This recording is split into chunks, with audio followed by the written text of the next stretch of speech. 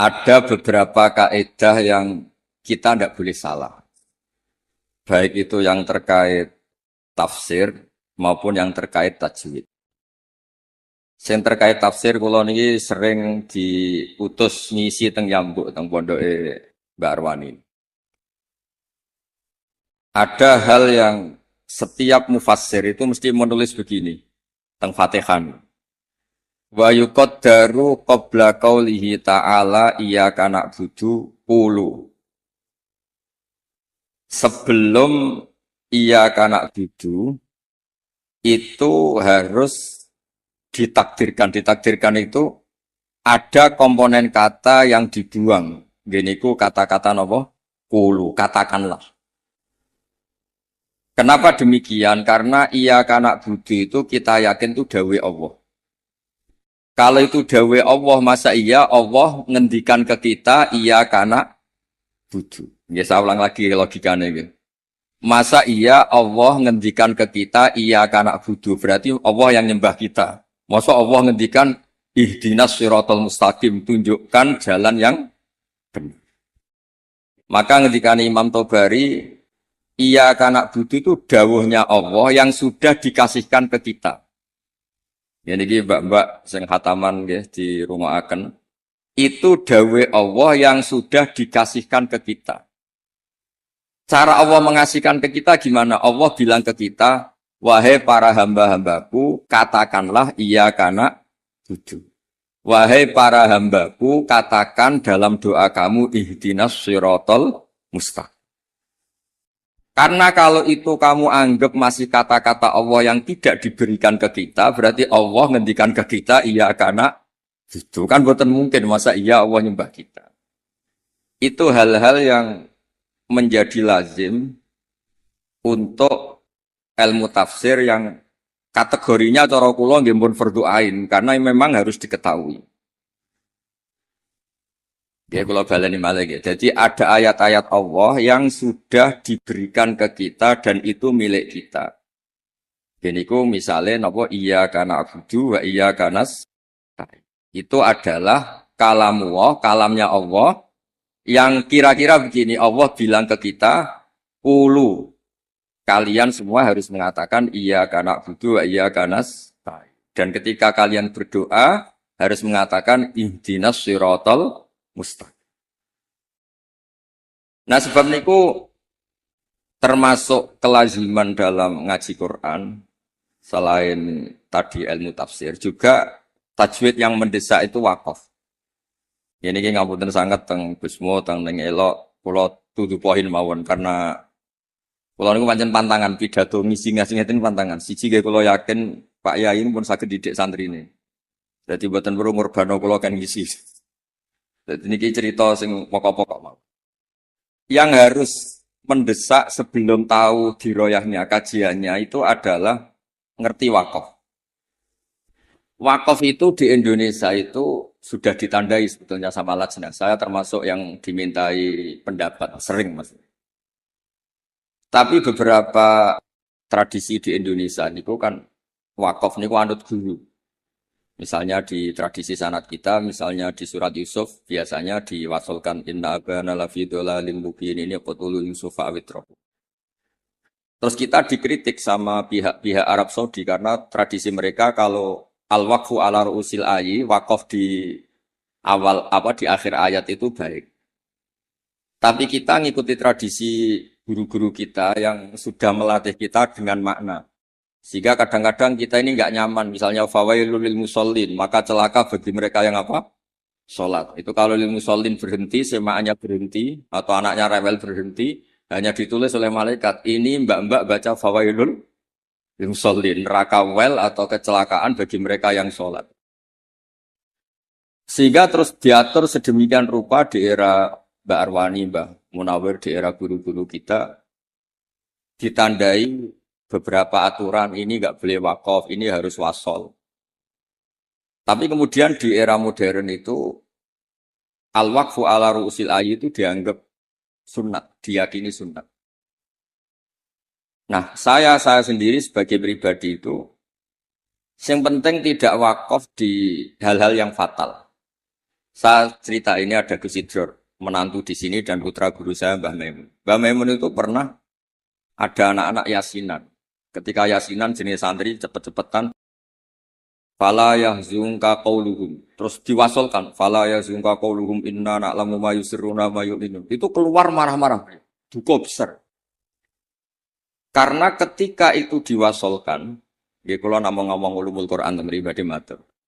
Ketika itu diwasolkan, maka inna na'lamu itu jadi makaulul kaulnya orang-orang kafir. Jadi fala yahzun mongko aja sampai nyusahno ka ing sira Muhammad apa kauluhum omongane wong kafir. Rupane omongan inna na'lamu ma yusirruna ma yu'linun kan fatal betul. Muhammad, engkau jangan risau atas komentar orang-orang kafir bahwa saya, Allah, kami, Allah ini tahu apa yang mereka sembunyikan maupun yang mereka perlihatkan. Maka di situ jelas harus wakof. Fala yahzunka qauluhum. Muhammad, kamu jangan risau ocehan atau omongan orang-orang kafir yang ngomong kalau kamu itu tidak rasul. Qauluhum bi annaka lasta mursala. Terus qala ta'ala tasliyatan li nabihi inna na'lam. Terus kemudian Allah menasihati nabinya, Muhammad kamu tidak usah susah atas komentar orang kafir karena inna na'lamu ma yusirruna wa ma yu'lim. Sebab itu benar-benar fatal ketika kita misalnya yasinan, ya terutama bapak yang sudah khotimat, yang sudah pinter. Kalau masyarakat kan penak. Masyarakat itu selalu menang. Penak, baru kayak paham itu kepenak. Malaikat sing ngisap ya males. Mus maca Quran kok disalahno. Lane kula niku tak kenang saking Mbah Mun niku, aku iri hak wong bodho iku iri. Islame pas-pasan ra tau wedi suul khotimah. Kene wis kiai kaji tahajud witir cek wedi suul apa?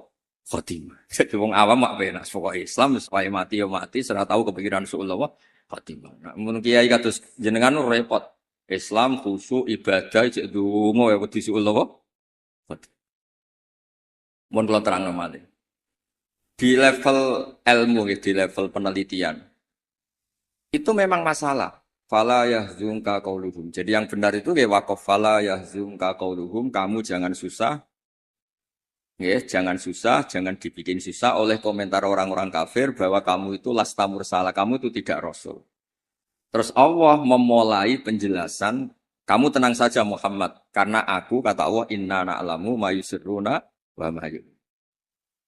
Terus contoh malih misalnya begini. Yudkhilu may yasha'u fi rahmati. Kadang ada yang wakaf wa dzalimin. Itu kan berarti jadinya apa? Allah memasukkan rahmatnya orang-orang yang dikehendaki. Kalau kamu wasol kemudian wa dzalimin dan wakaf di wa dzalimin berarti apa? Dan Allah memasukkan orang-orang zalim di rahmatnya. Nah hal-hal seperti ini kalau suwun mbak-mbak memang meskipun misalnya kita diroyahnya gagal itu jangan sampai secara tilawah yang mutalakotan min afwahil masyayah yang kita punya sanad itu jangan sampai tidak bisa. Karena itu sekali salah itu fatal. Makanya kata Ibnu Jazari wa ba'da tajwidi kalil hurufi la budda min ma'rifatil wuquf. Saya berkali-kali kalau ngaji cerita kenapa Imam Asim meriwayati Hafiz itu ada saktah 4. Saktah 4 saja itu dikritik penggemar-penggemar Imam Asim. Sebetulnya bisa ratusan. Ya Alhamdulillah qiraatu Asim meriwayati Hafiz itu saktah hanya berapa? 4. Ini itu teng Kahfi, awal Kahfi, terus teng Yasin, terus wakilaman Rokin sama di surat Tatfif atau Mutafifin kalla balrona. Nah, kenapa ada sakta? Kalau sering cerita supaya ini tiang-tiang yang seneng Quran itu hati-hati. Memang harus sakta. Yaitu tadi misalnya orang-orang kafir bangun dari kubur dan dia nggak tahu yang bangunkan siapa karena dia kafir. Kalau kita mukmin kan tahu yang bangunkan itu apa. Ketika mereka bangun, mereka terus tanya, "Mam ba'atsana mim marqadina." Mantai sapa iku ba'atha nangekno sapa man nak ing kita mim marqadina saking turu kita. Itu orang kafir mungkirul ba'si yang ingkari ba'at, tanya mam ba'atsana mim marqadina. Terus Allah menjawab bilisanil malaikah, hadza ma wa'adar rahman wa sadaqal. Karena yang awal ini kaulul mustafhim, orang tanya. Kemudian yang kedua itu qaulul mujawib yang jawab, maka harus disakta. Manfaatana mimmar qadina. Terus dijawab, hadza ma wa'adar rahman wa sadaqal mursalin. Nah, bayangkan misalnya bagi orang yang ngerti Quran, itu dibaca langsung. Manfaatana mimmar qadina, itu kan kacau semua. Sehingga sakta itu secara diroyah, kata kitab, kulon gak ada kitab, namanya Al-Qira'at al-Asyr. Karangane orang-orang yang sangat-sangat menekuni Quran. Kata beliau, sakta, wakof, taktek, apapun namanya, yang harus dipenggal itu memang harus dipenggal. Kalau ndak itu bahaya. Ya misalnya yang terkenal dia tentang kahfi. Allah itu mensifati kitabnya apa? Alhamdulillah alladzi anzala ala abdil kitab terus walam yaj'al lahu iwaja. Di walam yaj'al lan orang gawe sapa Allah taala lahu ing kitab Quran. Ora digawe iwajan ing bengkok. Kalau kamu baca langsung qayyiman lan ora digawe ingkang jejeg. Berarti Quran itu ya ora bengkok, ya ora. Itu fatal betul. Tapi kalau jadi sakta, disaktakan itu terus normal. Walam yaj'al lan orang gawe sapa Allah lahu ing Quran to maring Quran ora digawe iwajan ing bengkok. Sakta ora bengkok iku apa? Qayyiman tegese jejeg. Terus kata ulama-ulama dalam dialog seluruh dunia, tidak hanya di Arab, di seluruh dunia karena lughat itu rasanya sama, dzauqiyatul lughat itu sama, seluruh dunia sama. Saya misalnya bilang ke santri saya, "Cong, jangan belikan sate, pecel, rawon." Pasti semuanya ini manhiyat. Cong, saya jangan belikan sate, pecel, rawon. Ini semuanya apa? Manhiyat. Enggak boleh. Tapi kalau kata-kata saya, Cong, jangan belikan sate, mandek, rawon. Berarti jangan belikan sate, tapi belikan rawon. Jadi berkahnya sakta itu tidak ada tasallutul amil. Amil yang depan itu tidak amal pada amil yang berikutnya. Jadi hanya walam yaj'al lahu iwaja. Ya iwaja saja yang jadi maf'ul bihnya yaj'al. Bukan qayyiman. Nah, hal seperti ini ulama itu sangat tahu, bukan sekedar tahu, sangat tahu. Sehingga terus ijtihadnya Imam Asim itu harus disakta. Nah, orang-orang perawi tajwid itu memang kadang-kadang hanya talaki. Talaki itu pokoknya anut guru. Sebetulnya juga harus dijelaskan sakta, wakof, takta itu fungsinya sama. Yaitu kata-kata di depan yang harus terputus. Terus yang terakhir kalau contoh wakof itu yang ini paling fatal, lebih fatal lagi karena bisa menyinggung banyak malaikat. Wa kadzalika haqqat kalimatu rabbika 'alal ladzina kafaru annahum ashabun nar. Allah sudah menitahkan secara pasti bahwa orang-orang kafir itu pasti ashabun nar, pasti penghuni neraka. Misalnya Anda wasol. Itu bisa berurusan dengan malaikat hamalatul arsy. Kalau Anda wasol berarti kan gini. Wa kadzalika haqqat kalimatu rabbika 'alal ladzina kafaru annahum ashabun naril ladzina yahmiluna al-arsha wa man hawlahu yusabbihuna bihamdi rabbihim. Itu kan fatal betul. Dan sudah kepastian Allah kalau orang-orang kafir itu ashabun nar, penduduk neraka. Siapa penduduk neraka itu? Alladzina yahmiluna al-arsha, yaitu malaikat-malaikat yang bawa apa? Ars. Jadi hal-hal seperti ini memang lani kula nggih syukur ditakdir radi ngalim nggih syukur. Dadi nek maca Quran niku malaikat itu gak gawok. Dianggap normal. Menawa niku. Cara kula dadi malaikat roh macane Quran mungkin nggih mbak-mbak sing ngrungpati ngaji. Diwaca digebut ya sementing ordere selesai khataman niku. Semaan sementing bar. Niku ya pancen masalah tenan. Karena tadi ada lafat-lafat atau kalimat atau untaian kata yang kalau diwasolkan itu masalah. Ashabun nar itu adalah orang-orang kafir. Sementara alladzina fil arsy itu terkibnya mubtada. Berarti begini yang benar. Alladzina uta wong akeh utawa para malaikat akeh sing yahmiluna al-arsy sak teruse ku yustabbihuna bihamdi rabbihim wa yu'minuna bihi wa yastaghfiruna lil ladzina amanu. Sekolah suwon ning bab ngeten misale mbak-mbak buatan kober diro ya. Gus kepengen nikah, para payu nikah, sudah serah kober diro. Soalnya ngaji, pulau nu ngertos sanate neng elok ngaos tenggene, Kiai Nawawi ngerukem ngaos tenggene Mbak Arwani. Kiai Nawawi nu koncone bapak pulau. Zaman sami-sami teng Kudus. Beliau dulu malah manggen teng pondok Buyut kula, manggen teng Damaran Nggih Nawawi ngrupeng. Jadi ketika niki kula ngomong namun fokus ulumul Quran. Jadi terus dikaranglah kitab-kitab ulumul Quran yang spesial wakaf. Karena wakaf itu yang paling fatal kalau salah itu paling fatal. Ya ada soal misalnya wa kadzalika haqqat kalimatu rabbika 'alal ladzina kafaru annahum ashabun nar kok terusane diwasolno alladzina hamilunal itu malaikat aras bicara bener. Biasa semaan ngawur masuk malaikat hamalatul arsi jadi ashabun nar itu kan fatal. Garu-garu. Mulane donga mawon sampean. Mulane nek sampean Qur'ane fakofera bener maca sing cepet ae. Dadi malaikat ora kok bernilai, mergo bingung terus. Dadi malaikat kaya sing nyemak delok pojok etok. Karena sekali maca mbok jiwai jebule salah itu malah napa? Malah fatal. Mau niki sing kedua kalau cerita syifa. Quran itu syifa, obat atau solusi. Ini juga penting dijelaskan. Ketika kita nekuni ilmu astronomi atau falak, itu Quran cerita dan itu pasti benar karena bisa dibuktikan. Gini gue misalnya cerita Asyamsu wal qamaru bil husban. Allah itu bikin matahari dan bikin rembulan itu untuk hitungan. Makanya ketika Allah di ayat lain huwallazi ja'ala asy-syamsa diya'an wal qamara nuran wa qaddarahu manazila li ta'lamu 'adadas sinina. Kemudian ada tahun Syamsiyah yang kebetulan terkenalnya di Indonesia itu tahun Masehiyah atau Miladiyah. Sebetulnya itu tahun Syamsiyah, nggak ada hubungannya dengan Miladiyah. Kemudian yang satunya Komariah. Sebetulnya ya Komariah. Karena yang Syamsiyah sudah milik sebelah, dikatakan Miladiyah, terus Sayyidina Umar itu memaklumatkan ya sudah yang Komariah katakan Hijriyah, sehingga kita ini punya. Makanya ada Miladiyah, ada apa? Hijriyah. Itu hakikatnya adalah Syamsiyah sama apa?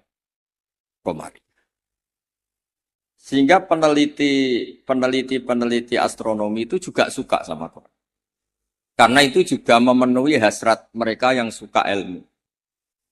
Terus lasyamsu yambaghi laha an tudrikal qamara walalailu sabiqun nahar dan seterusnya dan seterusnya. Kemudian ada orang itu juga suka sosiologi, suka ilmu sosial. Dan itu yang saya sering setiap misi di Jogja, mesti saya itu cerita ilmu sosial. Ilmu sosial itu kebetulan bapak sosiologi itu yang paling dikenal jenis Ibnu Khaldun. Punya kitab namanya Muqaddimatu Ibnu Khaldun. Kalau sinau tenanan, sinau tajribah, maksudnya penelitian sosial juga sinau kitab-kitab. Kata Ibnu Khaldun begini, dan ini harus dihayati, dilakukan ketika mbak-mbak pulang. Andai kan Rasulullah SAW itu setiap hari bisa terbang Mekah Madinah, setiap hari Mi'raj. Tapi Nabi itu kikir misalnya, tentu ini misalnya. Kikir, setiap ketemu orang itu misoi, ketemu orang itu menyakiti, merugikan. Itu tetap tidak akan diikuti. Jadi misalnya kulon gadah kiai atau gadah konco, sing tiap hari itu terbang di Mekah, Jumatan ini Mekah, popo ini Mekah terbang gitu numpak pesawat, ngirit keramat tapi ngirit. Tapi dia ini medit, nak diutang kulo ya orang nyaur, ketemu kulo misalnya, tetap tidak saya hormat. Tapi kalau dia orang kebanyakan, nggak bisa terbang, nggak bisa apa, ambek kulo lomo, ambek kulo santo, nggak pernah merugikan saya, tetap saya hormat. Sehingga para pakar-pakar di seluruh dunia itu menghormati betul sisi sosiologi Quran. Gini kok Allah ngendikan tentang kekasih Fabima rahmatim minallahi lintalagum walau kunta faddun ghalidhal qalbi lan faddu min hawlik. Muhammad, kamu dicintai orang banyak itu karena layinal janib. Kamu itu santun, kamu itu menarik, kamu itu simpatik. Walau kunta faddun ghalidhal qalbi lan faddu min hawlik. Kalau kamu itu angkuh, keras hati, orang sekeliling kamu pasti bubar. Misalnya kulo nu wonten Zahid, bedino iso terbang ning Mekah. Bariku kok nyolong pitik kulo, tak ora tak arani maling, ora tak arani wong keramat, tapi tak arani maling. Wong iso terbang Mekah tapi wong nyolong pitik tetep tak arani maling, mboten tak arani tiyang napa? Tapi ra iso terbang ning Mekah. Tapi nggak kayak sampean alpat, tetap kayak mengatur wong apik. Nah sehingga ini ngendikan ulama, bukan ngendikan kula. Sehingga mukjizatnya Nabi Muhammad SAW itu ya peradaban itu. Bu istuli utamima makarimal akhlak. Peradaban.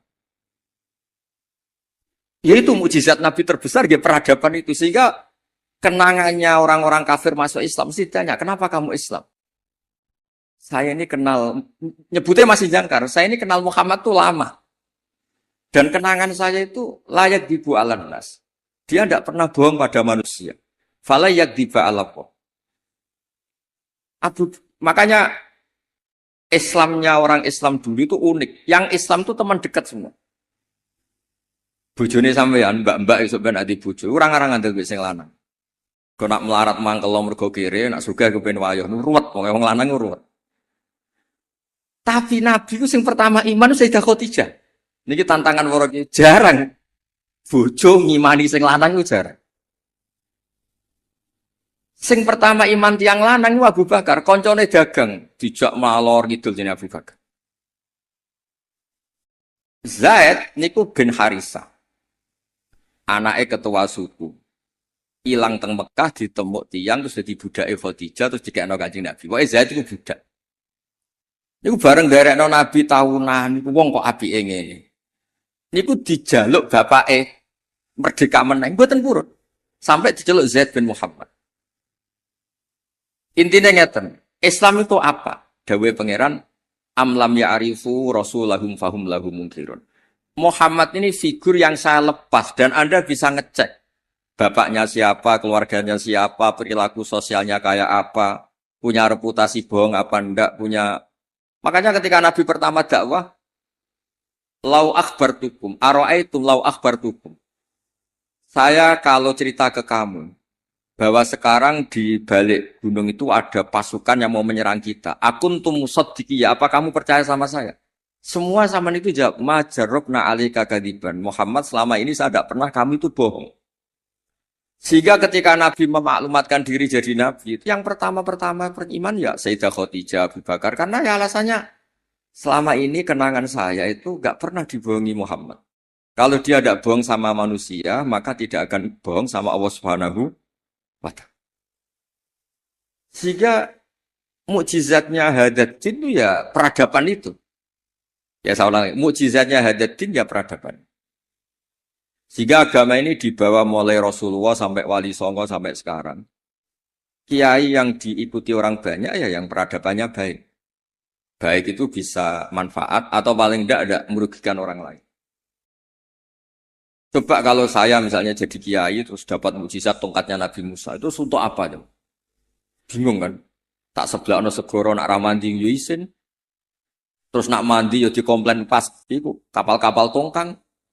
Terus rusak kabeh kan, ono kapal feri, kapal tongkang, kapal pesiar gara-gara kula latihan jaduk malah tenggelam kabeh kok ono nabi kon ganti rugi kan malah repot. Lah nak ramandi jarene ora mandi. Tapi hadal Quran kata semua ulama bukan satu, semua Quran. Mukjizatu Rasulullah SAW paling top gitu kan. Apa itu? Gini ku peradaban. Kalau nu sering cerita tentang santri-santri. Kamu punya teman Zaid. Ketika berteman dengan kamu, Zaid ini miskin. Kamu kasih uang, kamu santuni, kamu sayangi. Itu ketika dia jadi menteri atau pejabat di Jakarta, kamu ketemu itu pede. Karena apa? Hubungan kamu itu yunfikun. Al-yadul ulya khairum al-yadis sufla. Makanya pertama Quran itu cerita orang baik itu siapa? Wa mimma razaqnahum yunfikun. Jadi orang medit itu mangkel lo tenan. Saya hidup di Jogja lama, sering teng Jakarta. Saya tuh merasa dilindungi itu ya oleh konsep sosial Quran. Kalau ketemu orang itu gimana?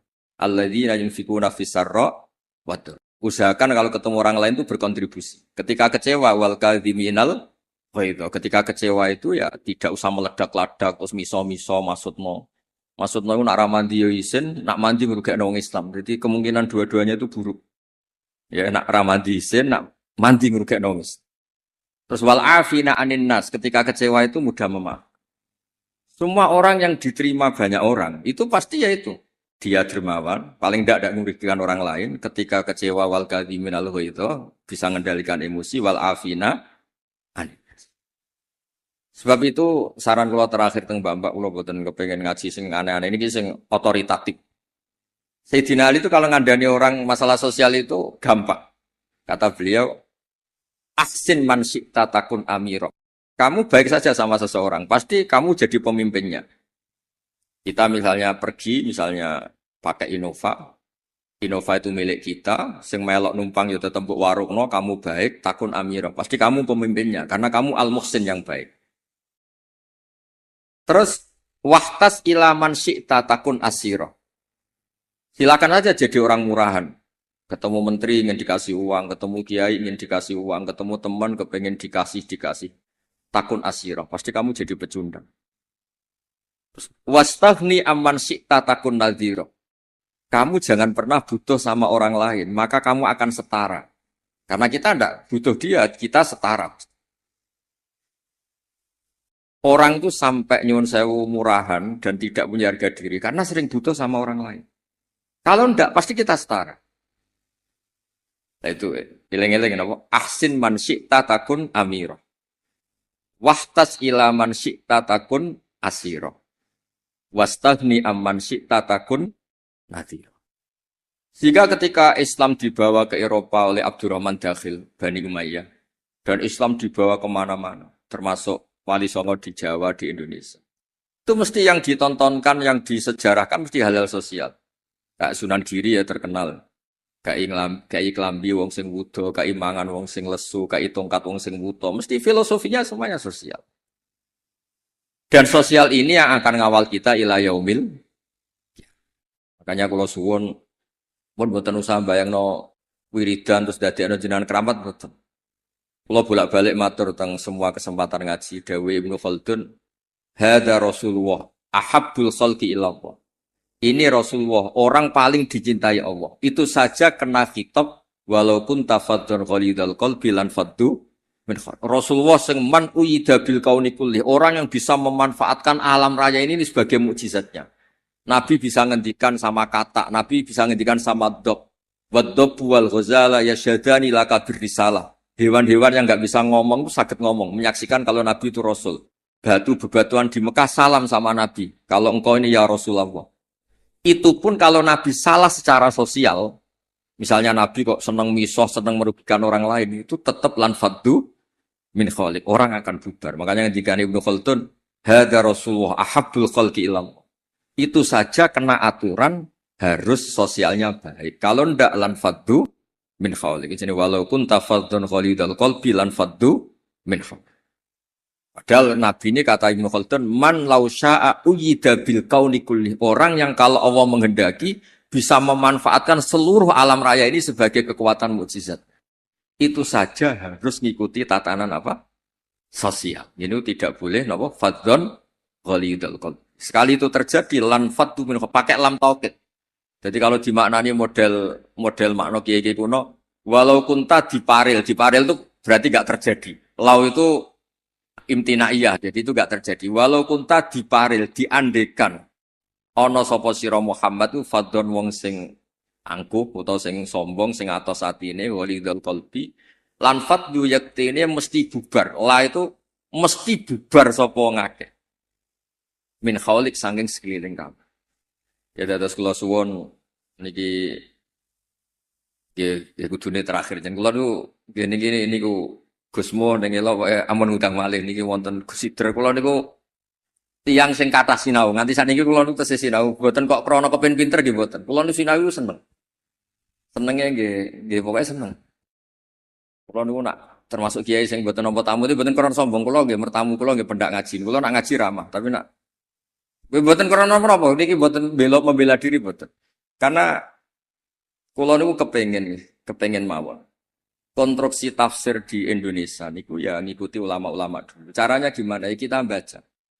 Kalau kita tidak baca, itu ya akhirnya Islam menurut saya. Itu kan lucu, Islam kok menurut saya. Nabi ora, kiai ora, wali ora, terus Islam menurut saya gini. Islam mbahmu kok menurut saya itu kan aneh. Tapi jadi kalau orang itu kalau nggak baca itu pasti akhirnya menurut saya. Tapi kalau baca dia terbentuk oleh yang dibaca.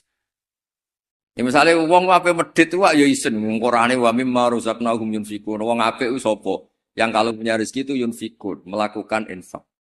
Sebule sauripe mulai cilik nganti mati ku uripe yunfakun. Mau dikasih tok. Itu kan yura mutu, tuh urip boten kan boten mutu. Begitu juga di misalnya kul huwa ahad, kul tuh katakan tuh ada iklan. Jika ketika kamu tauhid itu pribadi atau sendiri, berarti tidak bentuk orang lain menjadi ahli tauhid. Karena kul tuh katakanlah itu ada maklumat yang dimengertikan orang lain. Kalau sering cerita tentang santri-santri. Nganti anak Islam itu bapaknya marai syahadat. Gurune marah. Ada interaksi sosial, yaitu anak mulai cilik diwarai apa? Dimulai apa? Kul, katakan untuk diri kamu, untuk orang lain, untuk anak didik kamu. Berkahnya dikatakan yang diajari menjadi menjadi tahu terus Islam keberlangsungannya sampai ila yaumil. Nah, misalnya terus kiai gendam atau mulang sementing gak ngelarani wong takok iso meneng kan yo ruwet. Diroyahnya gimana? Diroyah itu kajian. Ana wong takok alamat. Pudi pondok Darul Quran meneng ae. Pudi langitan meneng ae. Bukan mangkel. Mulane dawuh ulama-ulama itu hadza syaitonun akhras. Iku ora wong meneng asukut asalam mboten iku setan sing bisu. Karena sebagian kebenaran memang harus kul apa? Kul katakanlah, kulu katakan. Lah kula ngerti ngeten iki baru kaya maca. Kenapa harus ada kul? Andaikan Nabi itu tidak mengatakan kebenaran, ya kita tidak tahu kebenaran itu apa. Ya setidaknya kebenaran itu dimaklumatkan, disosialisasikan, sehingga kebenaran menjadi nilai disebut kul huwallahu. Jadi ini mukjizat-mukjizat yang akan menambah kita ila yaumil. Ya ngoten mawon nggih mugi-mugi manfaat.